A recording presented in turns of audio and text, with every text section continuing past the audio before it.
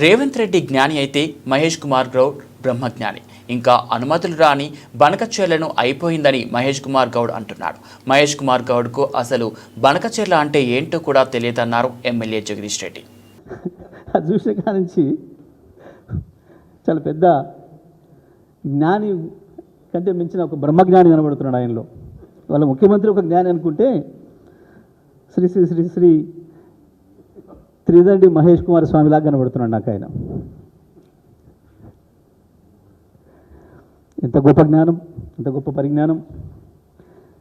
ఒకవైపు ఏమో వాళ్ళ ముఖ్యమంత్రి, వాళ్ళ నీళ్ళ శాఖ మంత్రి ఏమో మేము తట్టెడు మట్టి దమనీయం, మేము అనుమతులు రానియం అని చెప్పడమే కాదు, బనకచెర్ల ఇష్యూ ఉంటే నేను ఢిల్లీకే పోను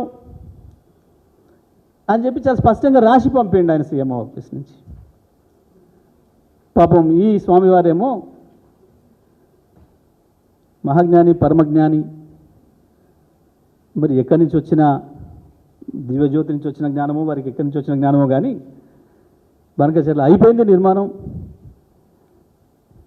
మీకు విషయం చెప్పనా, అసలు బనకచెర్ల అంటే ఏంది అనేది ఇప్పుడు కూడా తెలియదు మహేష్ కుమార్ గౌడ్కి. అసలు అదేంది, అదేమన్నా ఒక బ్రహ్మ పదార్థమా, అది ప్రాజెక్టా, బ్యారేజా, రిజర్వాయరా, అసలు అది ఎక్కడుంది? కనీసం వాళ్ళ ముఖ్యమంత్రిని ట్రోల్ చేస్తున్నప్పుడన్నా తెలుసుకొని ఉండాల్సి ఉండే. సరే వాళ్ళ ముఖ్యమంత్రి పాపం తెలియక బహిరంగంగా అడిగిండు. ఇది బయటపడంగానే ఎమ్మటే కట్ కట్ కట్ కట్ లైవ్లు బంద్ చేయండి అని చెప్పిండు, దాచిపెట్టుకునే ప్రయత్నం చేసిండు. మరి దివ్యజ్ఞానికి కనీసం అది తెలుసుకునే మాట్లాడాలన్న సోయి ఉండాల్సి ఉండే. పోయింది ప్రజలకి, పాపం ఆయనది కాదు, ముఖ్యమంత్రి చేతుల నుంచి గుంజుకొని ముఖ్యమంత్రి పిసిసి జాంతనై పార్టీ మేమే నడుపుతామని చెప్పి పాపం ఆమెను పంపిరు, ఆమె తిరుగుతుంది. ఇందులో తగుదనమ్మా అని చెప్పి ముఖ్యమంత్రి నాది పోయింది నాది పెత్తనం అని చెప్పి బయటపడకుండా కొరకు ఈయనను పంపిండి తోడుకు. పాపం ఈయన ముందట నడిచి ఇది నేనే చేస్తున్నా అనిపించుకుందామని. తెలంగాణలో సామెత ఉంటుంది, బండి కింద పోయే శునకం సామెత. అది దాని కింద పోతుంటుంది, బట్ ఇది బండినంతా నేనే నడుపుతున్నా అనుకుంటుంది. అది ఆగిపోతే ఇది తక్కువ ఆగిపోతుంది ఎండకు పోరిచ్చి,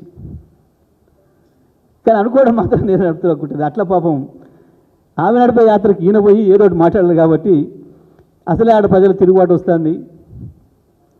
మా యూరియా సంగతి ఏంది, మా ఇంకో సంగతి ఏంది అడుగుతున్నారు రైతులు.